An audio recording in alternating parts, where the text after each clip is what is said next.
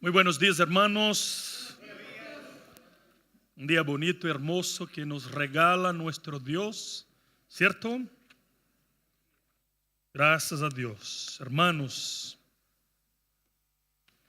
hoy estamos comenzando una nueva serie de sermones.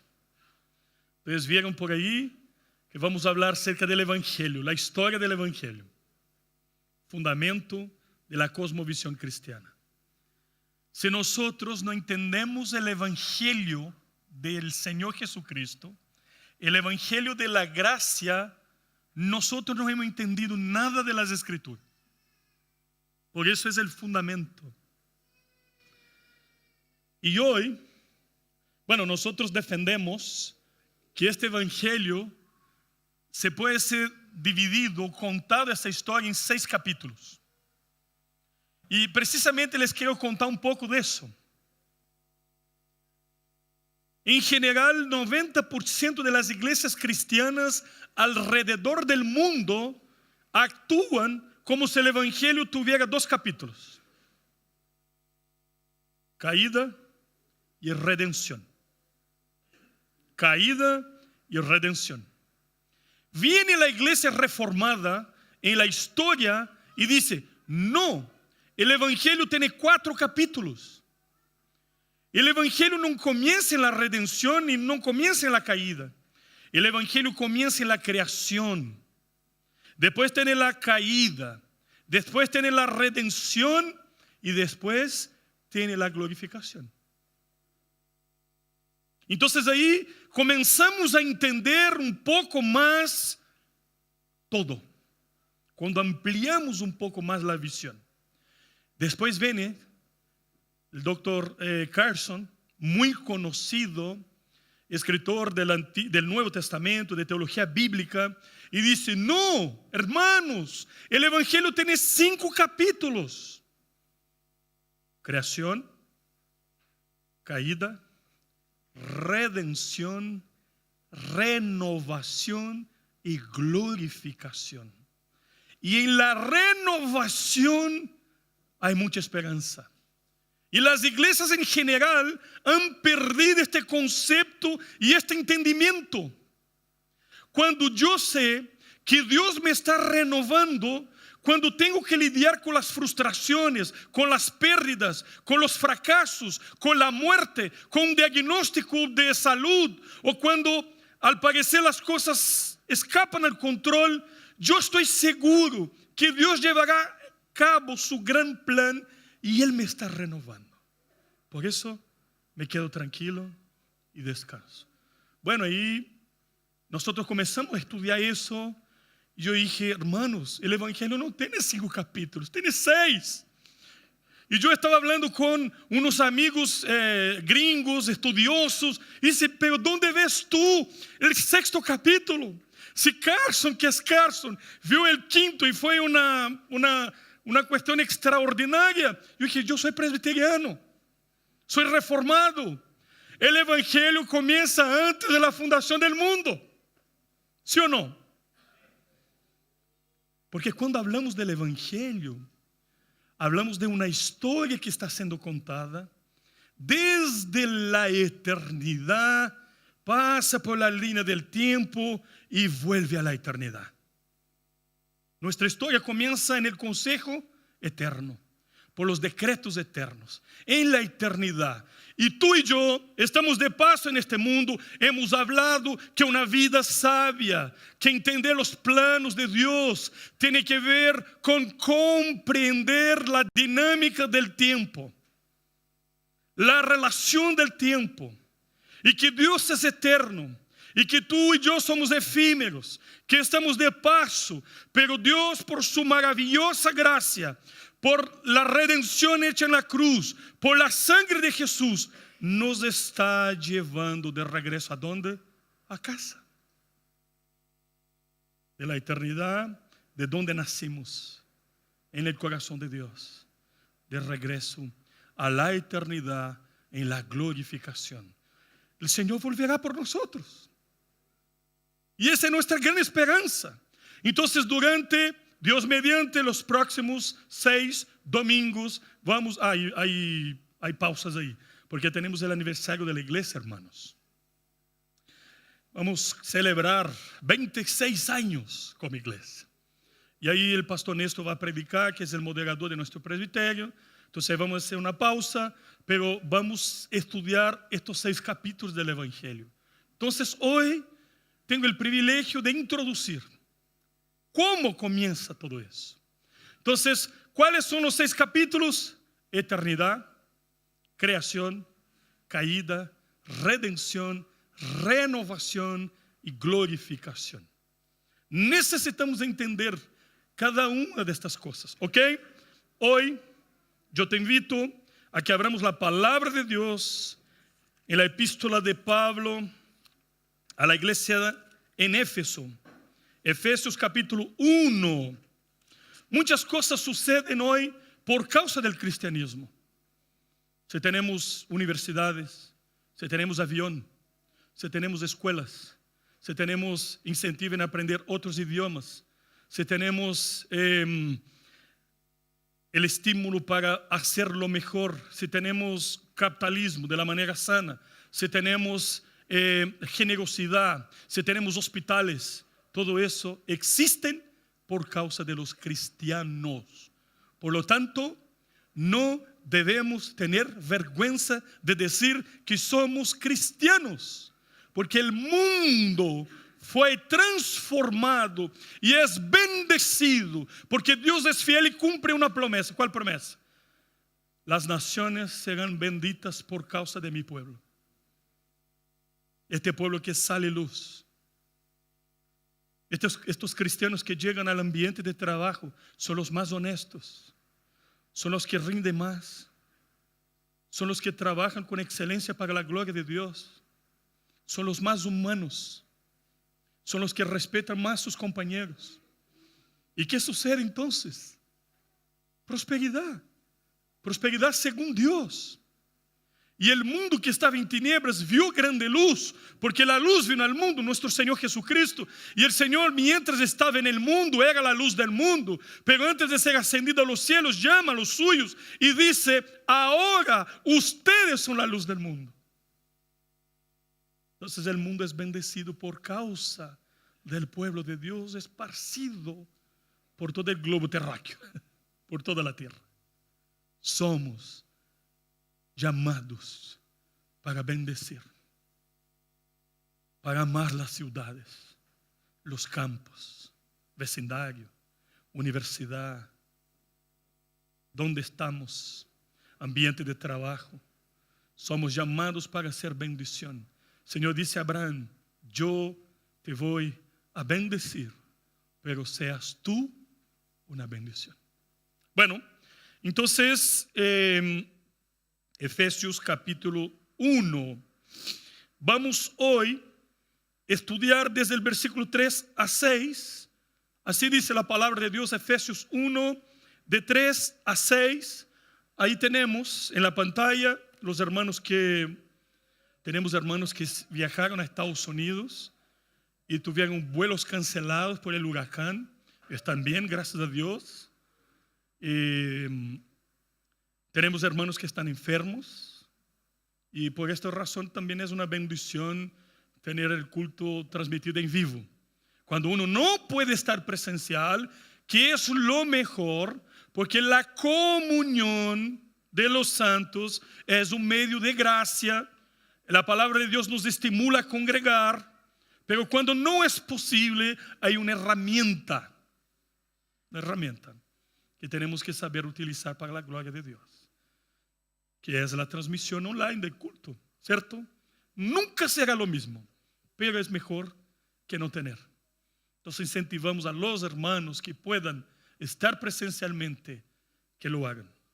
Cuando no, tenemos esta oportunidad. Entonces dice la palabra de Dios en Efesios capítulo 1, desde el versículo 3: bendito sea el Dios y Padre de nuestro Señor Jesucristo, que nos bendijo con toda bendición espiritual en los lugares celestiales en Cristo.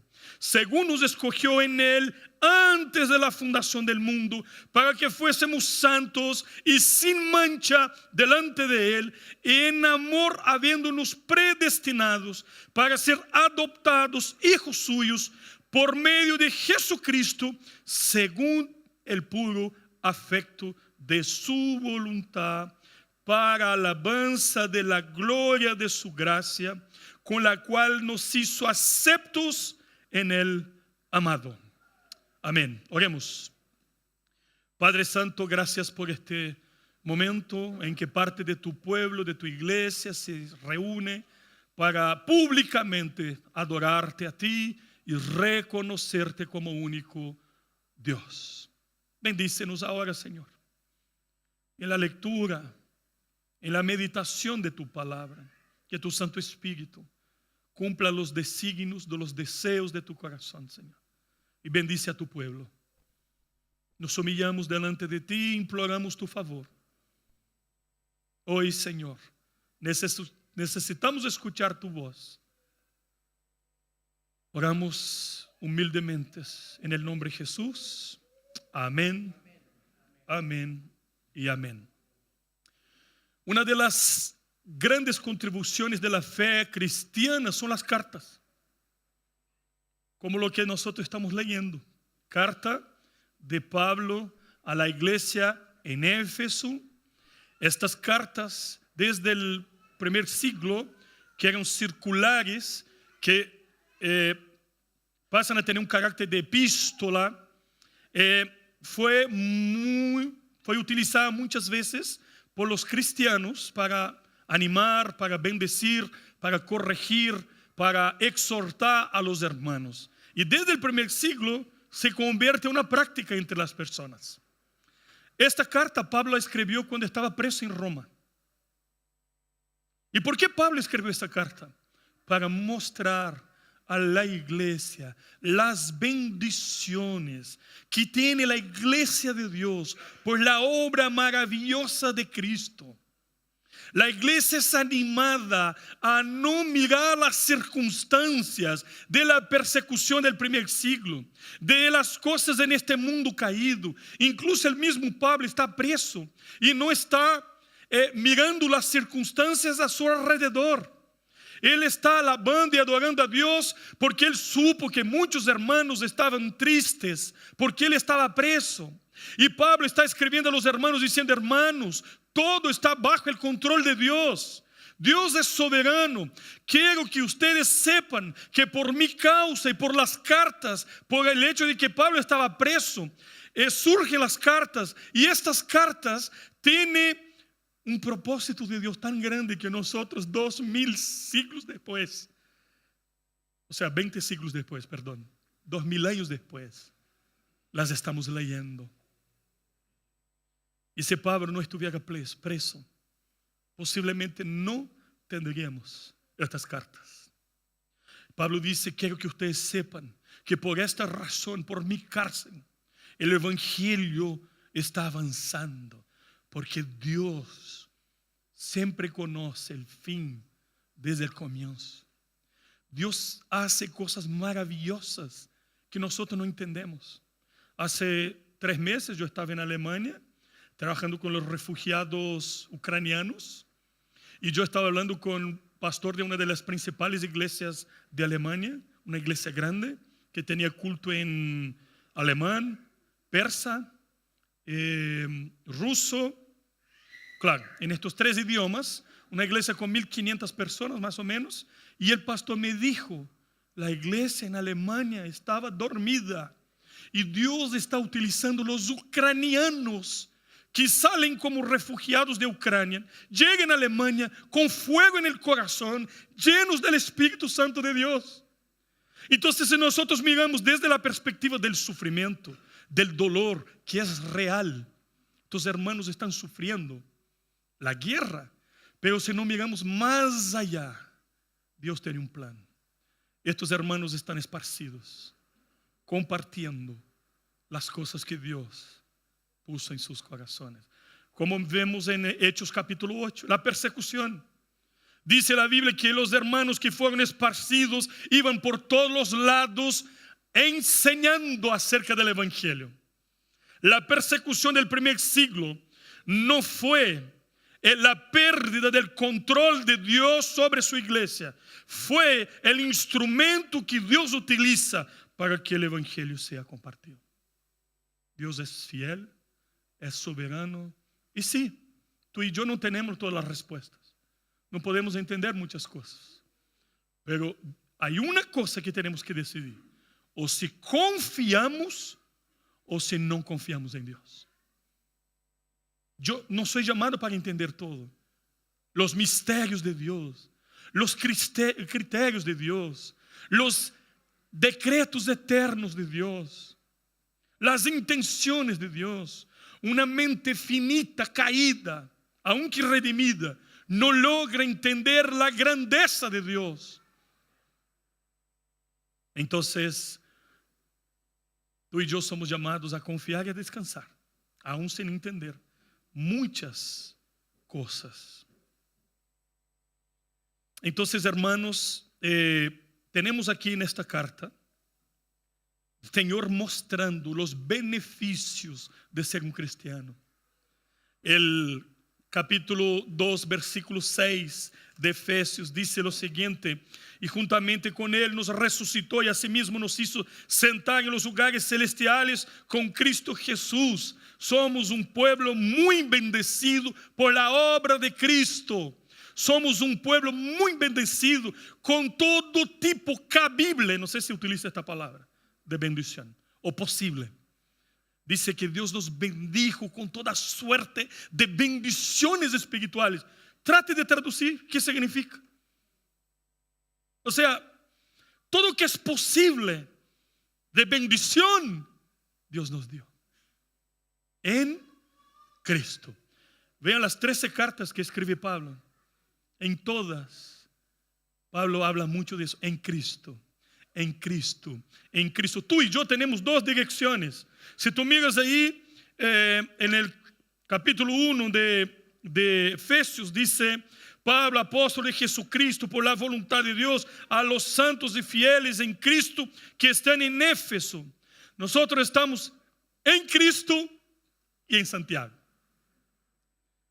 Una dirección espiritual y una geográfica. O en otro lugar. Pero no podemos olvidar, como dijo Pablo a los Filipenses capítulo 3, versículo 20, que somos ciudadanos celestiales. No somos de este mundo. Bueno, entonces hoy vamos a comenzar a hablar de esta historia. Vamos a contar un poco de tu historia, de mi historia. ¿Cuál es tu historia? Si tú como yo, bueno, tengo 44 años, entonces mi historia comienza en este mundo, en la línea del tiempo, en el día 19 de agosto de 1978. Otro está más para allá, ¿cierto? Otro más para acá. Reflexione un poco acerca de su historia. ¿Cuáles son las cosas claves de la historia de tu vida? ¿Cuáles son tus habilidades naturales? Los dones espirituales, tus mayores fracasos. ¿Cuáles son las cosas que tú, si pudieras volver hacia atrás y borrar o tomar otras decisiones, harías? ¿O dónde ves tú la gracia de Dios en tu vida? ¿Y cuáles son aquellas cosas que tú no logras ver y que deberías estar viendo hoy? Dios dice al pueblo: consideren sus vidas, su pasado. Si la iglesia de Dios mira hacia atrás, va a encontrar la fidelidad de Dios. Y mira qué impresionante. Este texto, del versículo 3 hasta el versículo 14, es la sentencia más larga del Nuevo Testamento. Pablo comienza a alabar a Dios por la Trinidad, por la gracia de Dios, por la obra redentiva, en un solo aliento, y no se termina. Un cardíaco aquí, como dice Pastor Rui, es promovido, ascendido a la gloria eterna. Es que Pablo comienza a adorar a Dios de manera profunda. ¿Cómo está tu vida de adoración? ¿Dónde está tu gozo, tu alegría? Porque leer y estudiar la historia del Evangelio, la historia de nuestras vidas, la historia de las Escrituras, es reencontrarnos con el gozo de disfrutar de la bendición de ser parte de un gran plan. Nosotros somos parte de un gran plan, hermanos, mucho más allá de nosotros mismos, de tu provincia, de tu ciudad, de tu iglesia. Somos parte de un plan mayor, en que Dios conecta historias, que Dios nos utiliza como instrumentos, que incluso las cosas del viejo hombre, de las cosas que vivimos, que nosotros queremos sacar de nuestras vidas, todo eso nos muestra que hay gracia en el fracaso y en el dolor, y que necesitamos aprender de eso, porque Dios sí tiene un plan. Entonces, del versículo 3 al versículo 14, hay 3 estrofas.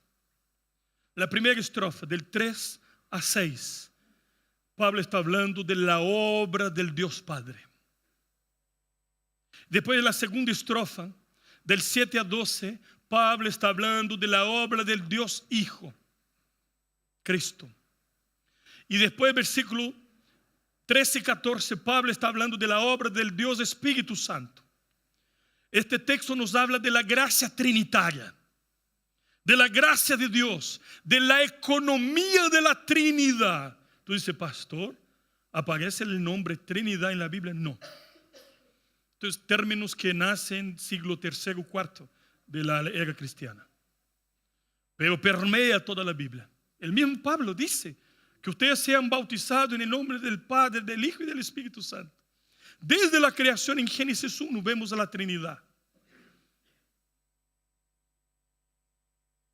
Pero la Trinidad trabaja de una manera perfecta y armónica. Y al final de cada sesión que habla acerca de la función, de la acción, de la manera que opera el Padre, la manera que opera el Hijo, la manera que opera el Espíritu, al final de cada sesión termina de la misma manera. Para alabanza le da gloria, para alabanza de su gloria, para alabanza de su gloria. Propósito de Dios es llamar a ti y a mí para adorarle, entendiendo que al final de todos los procesos de la vida, Dios se llevará toda la gloria. Él será glorificado con todo lo que pasó Cristo, con todo lo que pasaste tú. Imagínate, Cristo va a pasar por el abandono, por la traición, va a ser negado, va a ser abandonado por el Padre. Su sudor se convertirá en sangre. Y antes de eso, Cristo, con la conciencia que tenía, Él dijo, Padre, llegó la hora que yo te glorificaré a ti. Glorifícame a mí. Cristo, durante su ministerio terreno, persiguió la gloria del Padre. Y es por eso que nuestros hermanos en el pasado levantaron la bandera. Só lhe deu gloria. Gloria solamente a Dios. Todo lo que hace el Padre es para su propia gloria. Todo lo que hace el Hijo es para la gloria de Dios. Todo lo que hace el Espíritu es para la gloria de Dios. Ahora, hay algo que pasa en la primera sesión y solamente en la primera sesión. Porque el Padre, todos los verbos aparecen en un tiempo en el que fue escrito el Nuevo Testamento, pasado, perfecto. Todos los verbos están en el pasado. El Hijo, que comienza en el versículo 7, el Redentor, todos los verbos en el presente. El Espíritu Santo, versículos 13 y 14, todos los verbos en el futuro. El Padre idealizó. El Hijo ejecutó. El Espíritu aplicó. En perfecta armonía. Entonces vamos a hablar de la historia tuya y mía, que comienza en la eternidad. Dice el texto: bendito sea el Dios y Padre de nuestro Señor Jesucristo, que nos bendijo con toda bendición espiritual en los lugares celestiales en Cristo. Aquí vemos qué es lo que hace el Dios Padre. Entonces, la teología trata de sistematizar para ayudarnos a comprender la teología sistemática. Entonces decimos que el Dios Padre es el Dios creador. Pero el Hijo y el Espíritu también estaban creando, ¿cierto? Pero decimos que el Dios Hijo es el Redentor. No fue el Padre, no fue el Espíritu que murió en una cruz. Fue el Hijo. Él es el Redentor. Mira el versículo 7. En quien tenemos redención por su sangre. Y el Espíritu Santo es llamado el Consolador. Porque Él consuela. Porque Él aplica. Porque Él fortalece. Porque Él convence al mundo del pecado, de la justicia y del juicio. Así actúa Trinidad. Son un Dios que subsiste en tres personas. Y es un solo Dios. Pastor, yo no logro entender eso. No podemos. Es un misterio. Pero el Espíritu Santo nos consuela y nos hace descansar en esta certeza. Que es así. Y que es lo mejor. Mente finita, caída, no logra entender la mente de un Dios incomparable y eterno. Pero es así. ¿Qué es lo que hace entonces el Dios Padre? Versículo 3 dice que Él nos bendice. Él nos bendijo con todo tipo de bendiciones en los lugares celestiales y en Cristo. Tú y yo tenemos que entender que Dios Padre es la fuente de toda bendición en este mundo.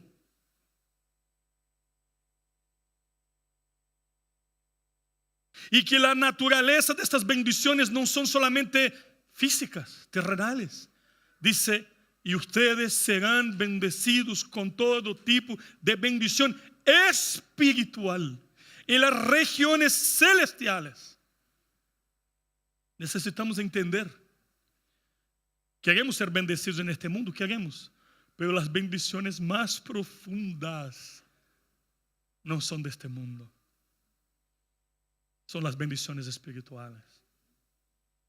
Un hermano puede empatar todos los meses con su sueldo, con sus cuentas. Y vivir una vida apretada todos los meses. Y aún así tener gozo en su corazón. Adorar a Dios de verdad. Reconocer que todo viene de las buenas manos de Dios. Y que luego vamos a salir de este mundo y vamos a la casa, al verdadero hogar. Donde definitivamente, como decía Juan Carlos, presbítero Juan Carlos, vamos a estar face a face con Dios. Y no será, y será pleno. Hoy, Pablo dice, hoy es parcial. Pero un día será total. La nueva Jerusalén no tiene sol, no tiene luna, no necesita luces como estas, porque la gloria de la presencia del Hijo alumbrará toda la ciudad de Dios. Eso, amén. Los niños están más. Amén. Así es. Tu historia no comienza en este mundo. Tu historia no comienza en el momento de la regeneración. Tu historia no comienza en el momento de la justificación. Tu historia comienza antes de la fundación del mundo. Cuando Dios, por su inmensa gracia, te escogió. Este es un tema muy difícil. Este tema separa muchas denominaciones. Pero hoy te quiero invitar a escuchar y a meditar en algunos minutos acerca de lo que dice Pablo en el versículo 4. Según nos escogió en él antes de la fundación del mundo, para que fuésemos santos y sin mancha delante de él.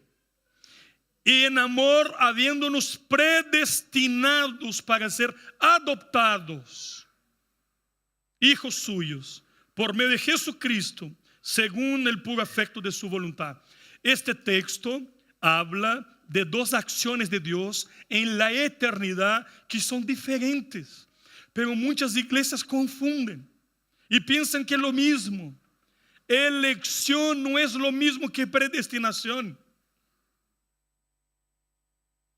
Las iglesias, muchas iglesias que no creen que Dios predestina o que Dios elige, uno no sabe qué es lo que está pensando, porque para ellos elección y predestinación es lo mismo.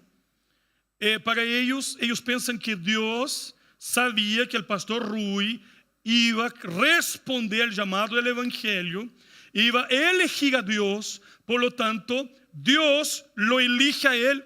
¡Qué confusión! O sea, no es Dios, es una preconstatación. Dios solamente sabe lo que va a pasar. Entonces muchas iglesias creen que Dios elige personas basadas en su presencia, es decir, en el conocimiento previo que Dios tiene de la historia. Pero en este caso el protagonista, ¿quién es? El hombre. Porque al final del día quien decide si acepta o no, no es Dios, es el hombre. Entonces, Señor murió para ti en la cruz, envió a su Hijo Jesús en la cruz, hizo redención por ti. No, no quiero. El Señor resucitó para tu justificación. No, no quiero. Hay lugares que países, yo camino ahí en Latinoamérica por el desafío que tengo de coordinar un programa de City to City en toda Latinoamérica. Y mismo Brasil, mi país, tú caminas y hay letreros que tú des una oportunidad para Jesús. Pobrecito, Él murió en la cruz por ti. Él te está llamando, ven. No es así, hermanos. El Evangelio cuenta otra historia. La historia de Pablo, que perseguía, que era duro, que no quería a Cristo, que no quería aceptar a Cristo, que no quería ser un cristiano, pero Dios lo doblegó, Dios lo quebrantó, Dios lo tiró por tierra. Esa es la historia del Evangelio. No decides tú, no decido yo. Esto de decir que Cristo es un caballero, Él está golpeando la puerta. Pastor, mira lo que dice en Apocalipsis capítulo 3. Estoy a la puerta, golpeo, si tú escuchas y abre, yo entro. Mira, Él te está llamando para la salvación. Pero nos olvidamos, gracias Carlos, nos olvidamos que este es un texto para la iglesia. Para la iglesia de Éfeso. No está hablando con impíos, está hablando con cristianos. Entonces, ¿qué significa que Dios nos eligió antes de la fundación del mundo? Significa que en toda la creación, Dios aparta algunos. Hasta ahí, aparta de toda la masa, Dios aparta un grupo. Esto es elección. Predestinación es cuando Dios toma este grupo que Él eligió, encamina con propósito, da destinos. Son cosas distintas. Pero ambas obras Dios hace antes de la fundación del mundo en Cristo, según el puro deseo de su propio corazón. ¿Cuáles son los criterios que Dios utiliza para elegir unos u otros? No tengo idea. Y nadie lo tendrá. Son cosas que Dios guarda para sí. Y si tú quieres ser verdaderamente humillado de verdad, estudia la doctrina de la predestinación. Porque tu pregunta no debe ser, ¿por qué Dios no elige al otro? ¿Por qué Dios no salva a todo el mundo? Tu postura debe ser: porque Dios me eligió a mí, un miserable, un pecador, porque Dios manifestó gracia a mí. Porque nadie jamás entenderá la doctrina de elección y predestinación si no entiende la depravación total, la caída, la justicia de Dios. Si Dios nos envía al infierno, Dios está siendo justo, es lo que yo merezco y todo el pueblo merece. Y si Dios me saca del infierno y me envía al cielo, Dios está siendo generoso. Esta es una obra que es antes de la fundación del mundo. Hermano, hermana, tú puedes no entender la elección y la predestinación, pero cuidado con tus palabras, porque está en la Biblia. Y hay muchas iglesias que hacen una, no sé cómo se dice, una gimnasia artística para tratar de forzar el texto y decir no, porque Pablo estaba diciendo, la Biblia dice lo que dice.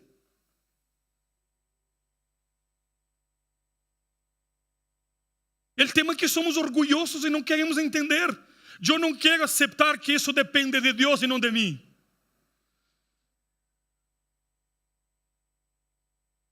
Es obra de Dios.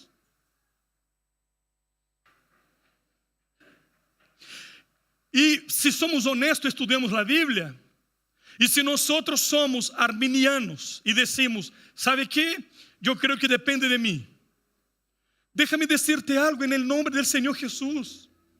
Si decidir ser salvo es una decisión tuya o de todos los hombres, el hombre jamás va a decidir a Dios o por Dios.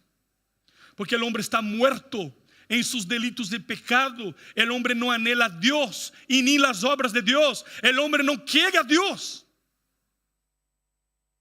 Entonces, si en tu corazón hay un deseo, hay una inquietud por buscar a Dios, y tú dices, yo me arrepiento de mis pecados, yo acepto a Cristo en mi corazón, eso no es una decisión tuya, es la gracia de Dios que está obrando en tu duro corazón y te está convenciendo de quién verdaderamente eres y de lo que necesitas de verdad.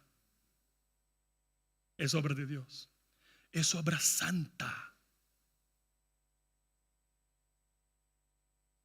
Pero pastor, a mí no me gustan los que defienden la doctrina de la elección y de la predestinación porque ellos no evangelizan, porque ellos no oran.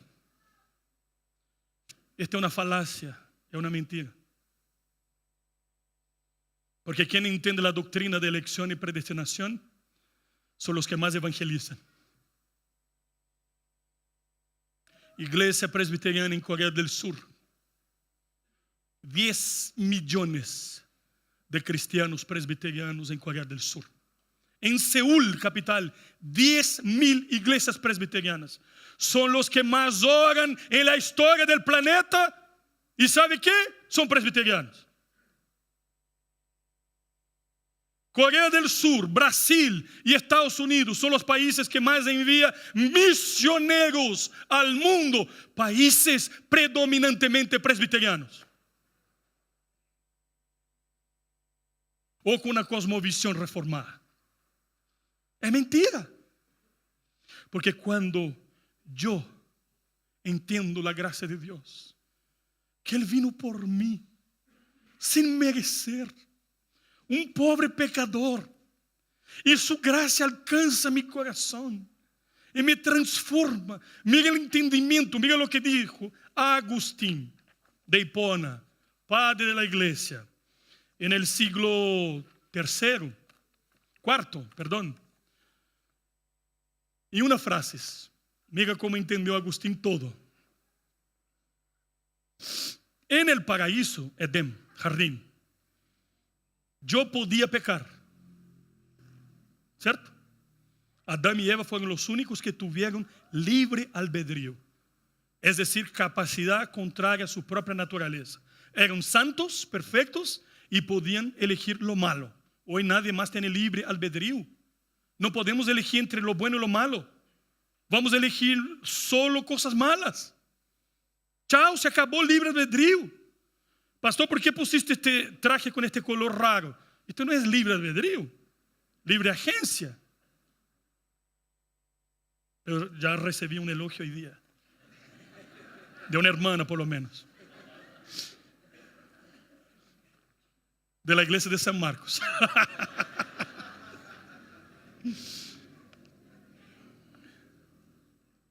Agustín dijo, en el paraíso yo podía pecar.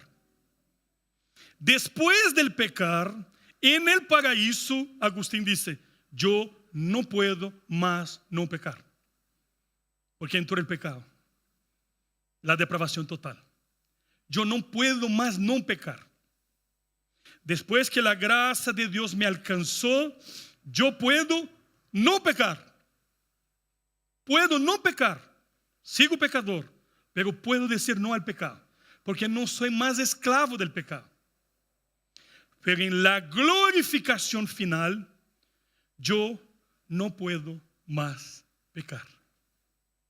Porque en la glorificación, Dios nos libera de la presencia definitiva del pecado. Entonces necesitamos entender eso. Lo que te quiero decir hoy es que tú no es fruto de la casualidad, que tú estabas caminando y alguien te habló de Cristo, encontraste un tratado o un amigo por casualidad te habló, o una música que escuchaste, te llevaste a reflexionar y tú dijiste, tú no eres fruto del acaso, tú eres fruto de un evento más planificado en la historia de la humanidad. Dios te ama. Tú eres más pecador do que piensas. Mucho más. Pero eres mucho más amado de lo que imaginas.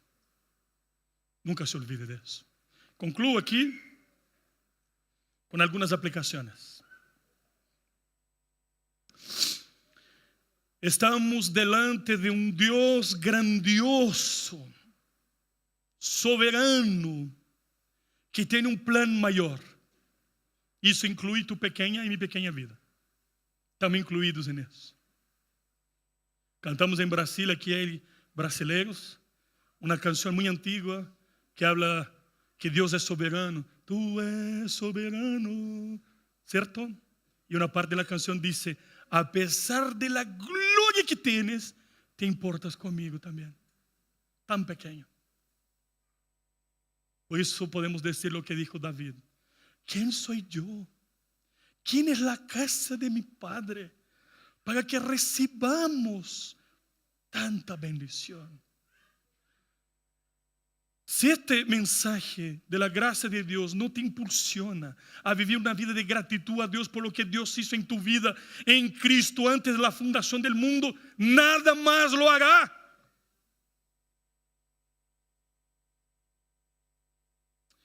Cuando estudiamos la doctrina de la elección o de la predestinación, somos humillados. Humillados.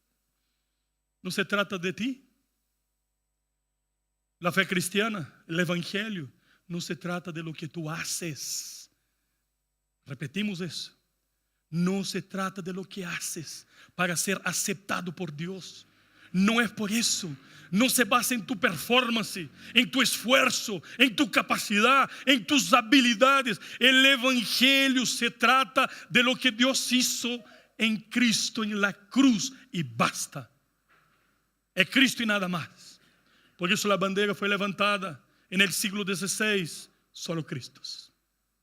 Él y nada más. Él y nada más. Pastor, pero ¿cómo sé si soy un elegido?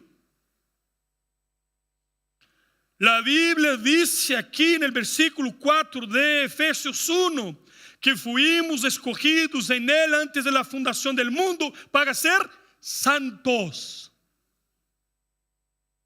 La elección necesita ser comprobada, verificada. ¿Cómo reconozco un verdadero cristiano? Por los frutos, por su vida, por su humildad, por su gratitud a Dios, por su forma de vivir, por su forma de hablar, por la manera que trata a sus empleados, por la manera que trata a sus iguales, inferiores y superiores.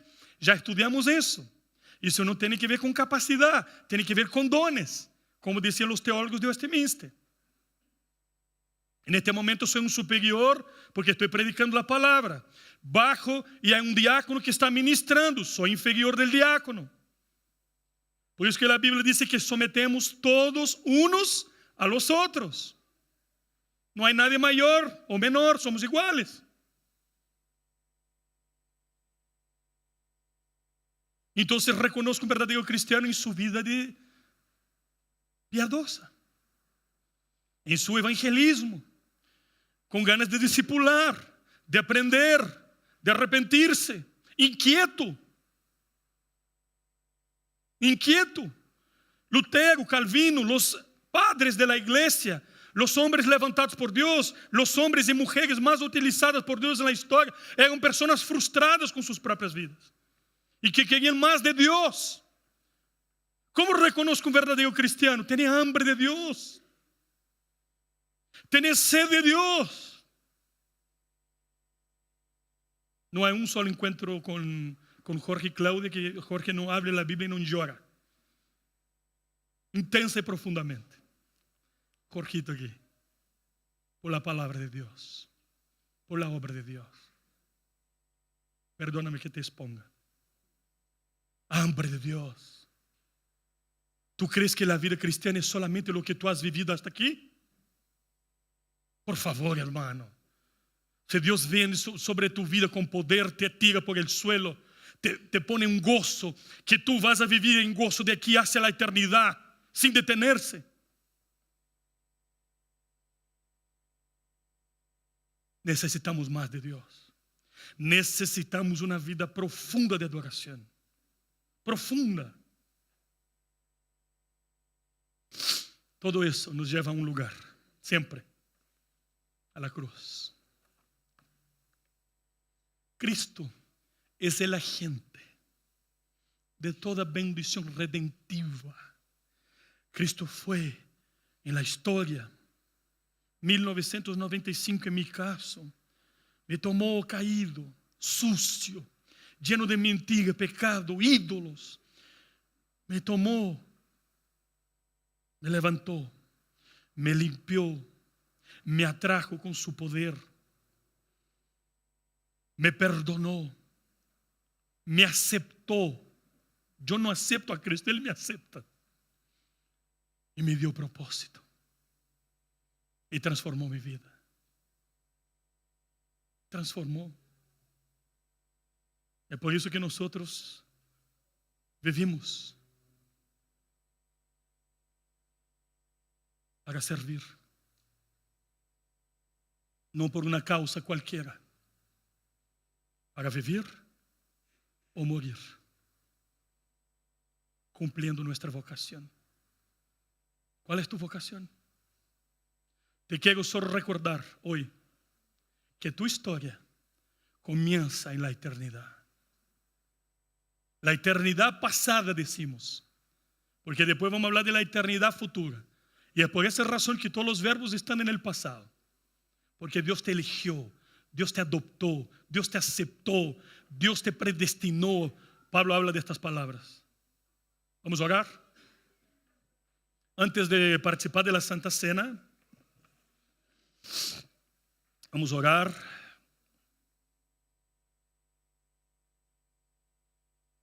Si tú quieres estudiar un poco más acerca de esta doctrina, estamos a la disposición. Pero quieras de verdad abrir la Biblia, estudiar. Un verdadero cristiano da frutos. Somos llamados para frutificar. Por donde pasamos, para la gloria de Dios, ¿cuáles son las cosas que quedan? Vamos a orar. Baje tu cabeza, cierra tus ojos. Estamos hablando hoy de elección, predestinación, del evangelio que tiene 6 capítulos que comienzan en la eternidad, y eso también tiene que ver con tu vida.